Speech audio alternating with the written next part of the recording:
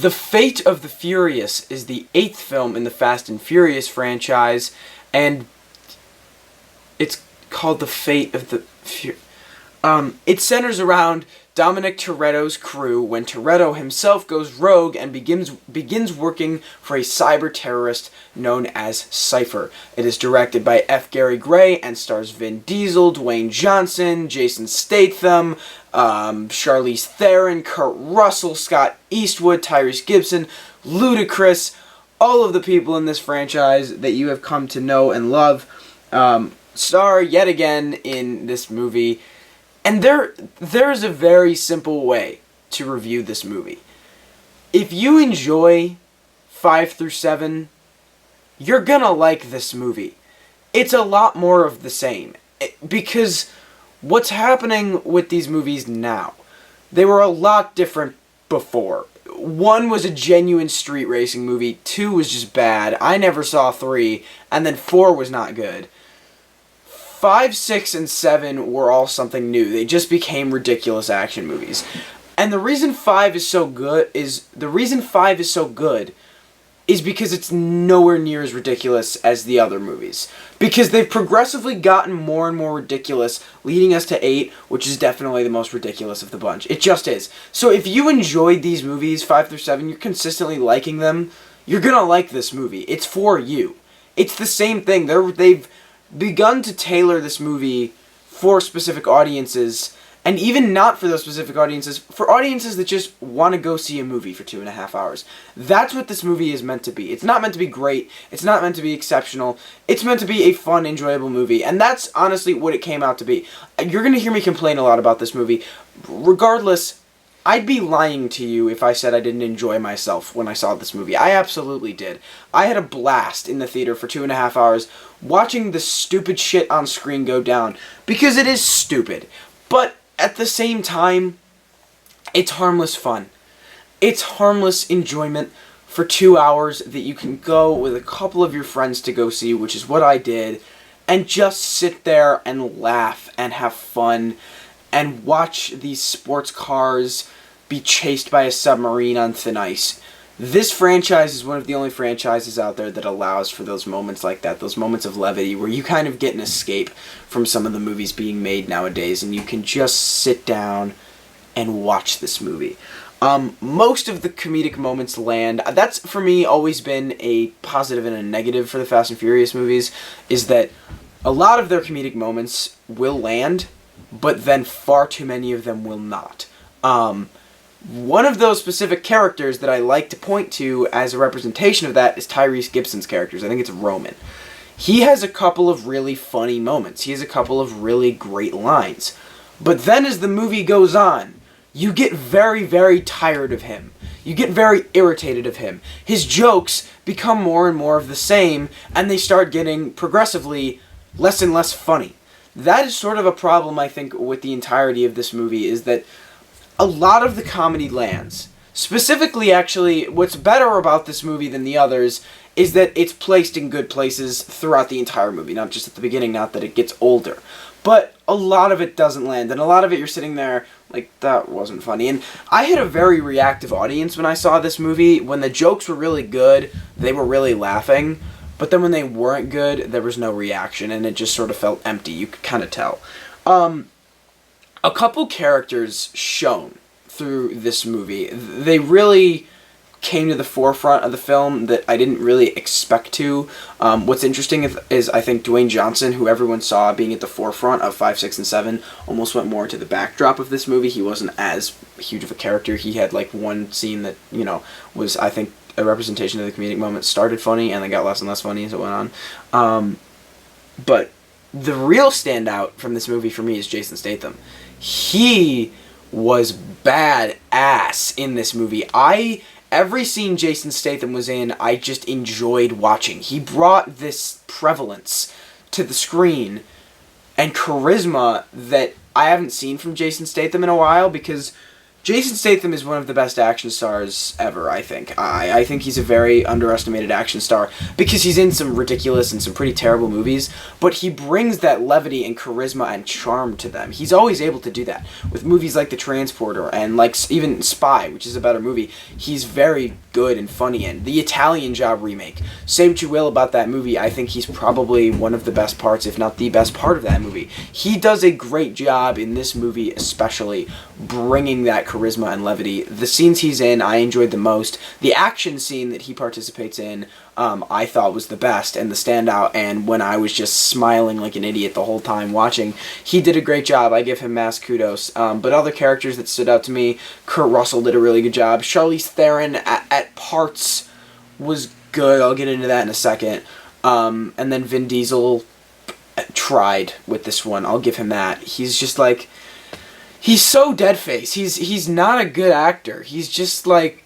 He does one note. He does the same shit. And at least with this movie, he kind of had another layer to his character. I'll give him that. He gave a little more effort in this one. So what I want to get into is that this movie, what I give it props for is the risk-taking it took, which is sort of missing from 5 through 7, I think. This movie went for a much darker tone. It is definitely darker than the rest of the Fast and Furious movies that we've seen. One specific plot point that actually drives pretty much the majority of the whole movie is much darker, and it was, in a way, refreshing, because these movies are so ridiculous and so wacky and so out there that, like, you forget that these are characters, and that darker tone actually, like I said, almost layered specifically Vin Diesel's character for me, and actually made it so that I cared in a way if something were to happen to these characters. The darker tone was something that I think definitely came from F. Gary Gray, and something he probably wanted to do, and something he directed well. I think it was an interesting choice that landed at most parts, not every part. Like I said, I'll get into that when I get to what I didn't like about this movie, but I think overall the darker tone benefited this film, and I think it brought it to a new level that we haven't seen with the Fast and Furious movies. And another risk-taking, it had an interesting plot and storyline. That's just, that it is. It's interesting. It's different from the rest of these movies. Like, 6 and 7 are almost the same exact movie, in a way. They're almost the same storyline, copy-pasted with a different villain and with different intentions. It's almost the same thing. This movie at least had something different. It had something that we could lean back on and go, okay, we haven't really seen this yet. So it was nice and, like I keep saying, refreshing to be able to see that. So now I'm going to get into what I didn't like about this movie. And it's just the same problems that the other movies have. It's more of the same issues that I have with the other movies. It's nothing really new. I think the real standout problem of this movie is the screenplay. And I think it's because they haven't really altered it or fixed it at all in these last couple movies.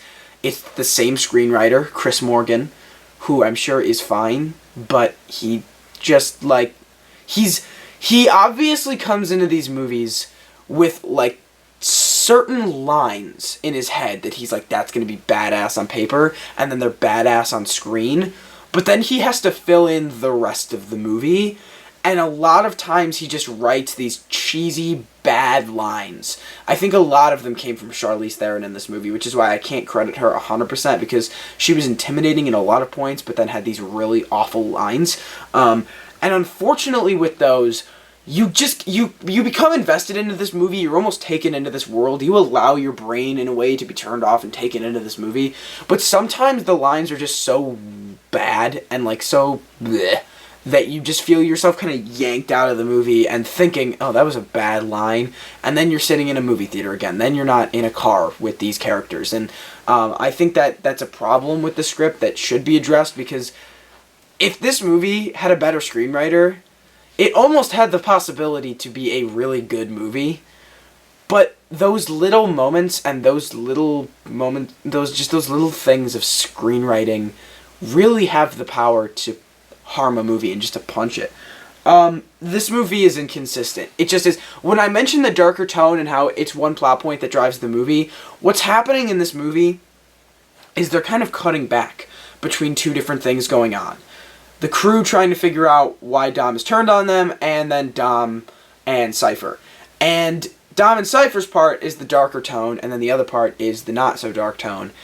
And it's just a little bit off-putting when it keeps going back and forth. It's goes back to the writing. It's inconsistent writing. It can't really stick to one thing and write it for a while to the point where when it switches, it doesn't A, flow, or B, feel natural. It feels inconsistent and it feels out of nowhere almost.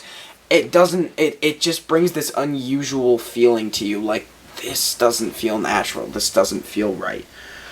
The final problem I have with this movie is it's too fucking long. It just is. It's 2 hours and 16 minutes that, like, 10, 15 minutes could be cut from and really make you feel better when you're walking out of this movie. There are scenes I could point to that could be cut that just don't stand in importance to this film. Yeah, I think that same problem goes for that submarine chase that you all saw in the trailer. It's cool for 10 minutes, and then, like, 15, 20 minutes later, you're bored. Because it's just, this movie begins to drag when you get to the end. It's like, okay, end. And I think that's, like, almost, like I said, I have a lot of the same problems I have with the previous movies. 5, or actually even 4 through 7 have that same problem. You get to the ending of the movie, and the ending takes 40 minutes to happen. And it starts to really, really drag. It's like, okay, get on with it. It's the car chase into the cave or whatever at the end of 4. It's where they're fucking dragging the vault at the end of 5. It takes so long to end to the point where it's like, okay, get on with it. It's over. So, overall, I enjoyed this movie. It's fun. It's a great way to kill 2.5 hours. I would recommend you see this movie if you've got nothing else to do. If you've seen everything else, and if you're a fan of the franchise, screw it, check it out. Mainstream audiences are going to love this movie. They're going to walk out of it with a smile on their face, and even the biggest of film fans and nitpickers can't say they walked out of this thing without some moments of levity and enjoyment, because even I did, and I'm not easy to entertain.